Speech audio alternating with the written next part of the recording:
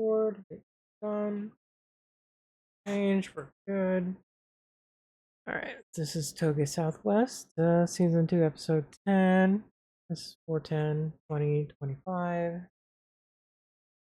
So am I. I am the Wandering Raven. This is Toge Southwest podcast now. It started off as an idea from Toge Northwest when I was forced to come down to Vegas and wanted to start something that was similar, but Vegas is definitely a different beast, so it's not as friendly as Northwest is, so I tried to do what they did, but failed because different. People are mean, rude, and stuff like that. It is what it is, you know. You just gotta know how to understand people in a way. Not everyone's to the same degree as they were up in the Oregon style or Pacific Northwest area. So, so it started out like that, and then it started turning into more of a I ended up trying to do more like I try to do a community. I try to do things like that. So I turned it into a current to build vlog for myself, and hopefully in the future I can start inviting people to come in, or if they're deciding to wanting to join. I mean, they're free. You can feel free to contact me from there from togesouthwest.com. No big deal. I can be found anywhere.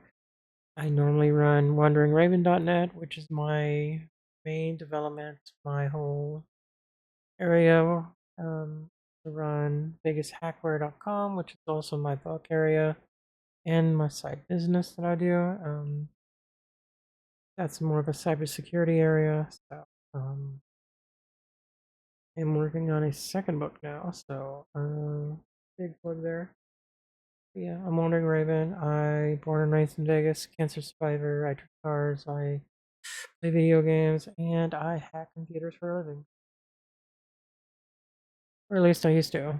Hopefully I can get back to it one day. But anyways, I drive a 1987 and an 86 Nissan 200SX and an 2008 350Z and a hopefully I can get a 1980 280ZX restored, and I can be driving that, and I might end up getting rid of the 2008Z just for that one.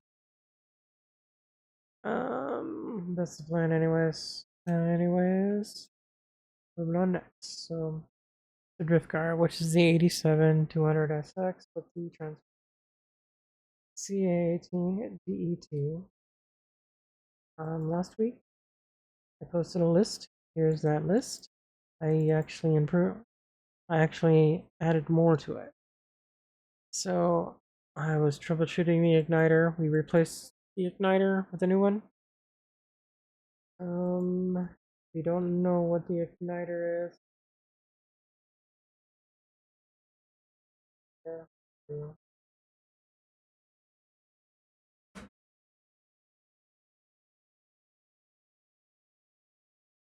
you don't know what the igniter is, it looks just like this. It basically the plugs here plug into this side. This plugs into the ECU side. Something happened between. I think it's to do with the wiring itself, wiring species. So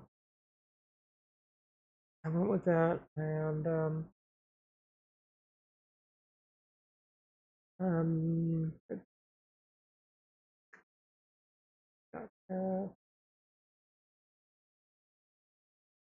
if I post the next tool, this is the new. So because I did that, I decided to make my own cluster instead because the original one is falling apart. So instead of trying to keep hacking away at the wiring setup, I decided I'm just going to make my own tach. So basically the progress is here. I cleaned it up. I did a lot of measuring twice, cut once kind of things. Pretty much did that. Took some pictures. And pretty much the final product here. Basically, you have your normal plate. Got all the outside, and I just painted the back piece that I cut, ready to install. I ordered a junk one from Amazon. Wanted to test this, and it worked. And it actually worked. Here's what I was doing. This is its idling at the time, so it's almost accurate. I need to double check with the laptop. Just got the laptop re-imaged and ready to roll, so I just gotta get Nistune work back on it again. Double check everything. So, but that is what's going on. So we ordered aftermarket, so that's done. Get that. This is already complete. That's done pretty much. So we're not just fixing tach, we're replacing it.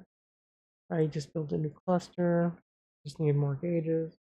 So I need volts. I'm gonna need oil. I'm gonna need gas. I need to know how much gas I have in it. So maybe it'll actually give me a better recording from the gas gauge. I order the secondary one. And then once that's done, I can actually go to number 5. I can finish wiring the driver's side, put it together.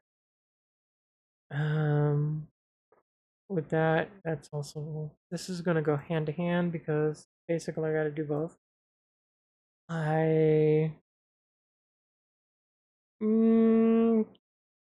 Almost done. This is actually almost done. Power steering, I have to clean. I have a whole power steering setup ready to install. I think I don't know what happened, but I should still have the lines for the power steering. If not, I'm gonna have to reorder a new setup. And those are just 2 lines that come from the power steering rack to to the uh, to the overflow, I mean, to the reservoir and to the the whole power steering setup. So I've got to do that. This weekend I might just do this to get it out of the way. Once that's all done, we'll be moving down to checking the fluid levels on everything. I might actually do the oil change while I'm at it. That way I can make sure I have plenty of oil, make sure there's no leaks coming from it. And then we're going to verify that the clutch is really functioning and not squirting oil or gear or other oils. Verify the brake functions, make sure that's all good because I deleted the brake booster. We're using the Chase Bay's brake booster eliminator kit. I really don't know how that works. I try to contact them for the information. It's very vague. So, yeah, if anyone from Chase Bay's actually stumbled upon this, could use a little more verification on how that works because I'm assuming the little thing that I go left and right on is like pressure or loosen the pressure. And then we need to verify the transmission is good. Like we can shift, we can back up, and all that.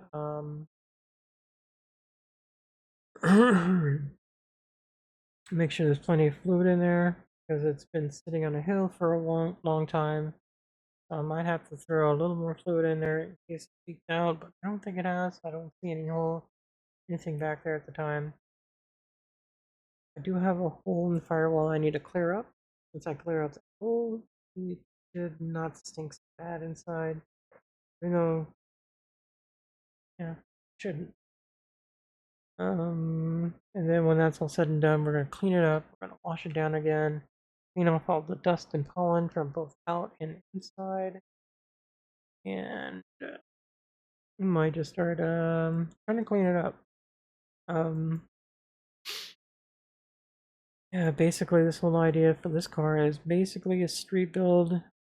It's supposed to be like a street enthusiast drift style, so I want to be able to sit there and enjoy the car, enjoy the stuff inside. I have to carry people around town, that's the whole point. But if I also want to drive for like I'm at like 6 tires inside, and I should be able to. And then there's a couple of rust spots from previous owners' damage that I need to now have to sand off and primer. So that and fix bumpers is going to be next. Technically, I'm going to take them back off and repaint them because they're all flaking away. I have to sand them down. And then sometime in between, I need to clean up those Crown Vic wheels, and repaint them. I kind of just want to either paint them straight black, or I might just add like a little black, other little color into it. And then find some tires, some daily tires, pretty grippy. And go from there. So this is the list I'm working on. And yeah, hopefully I can go down. Hopefully soon I can do this. Once this is complete, we can drift. So this all has to be done. Once these are all done, we can go drifting. And restore the old wheels I have in the back, throw some cheap tires on them, and we can go to the next event. So that's currently what's left on the list. So from now on, I'm going to be showing the list and showing what's been done. Pretty much what's going to happen next. So that's pretty much what is planned. So we got a few things planned this weekend. Let's jump on the list this weekend. We might get this done, but I'm definitely gonna going back to this, finish this up. I'll maybe look for gauges, so I'll slow order. And finish the order. I'm gonna probably try to work these out at the same time, since I'm working on that new dash. That whole yeah, new tachometer and all that stuff. Should be that, so I might be able to knock out a bunch of here this weekend.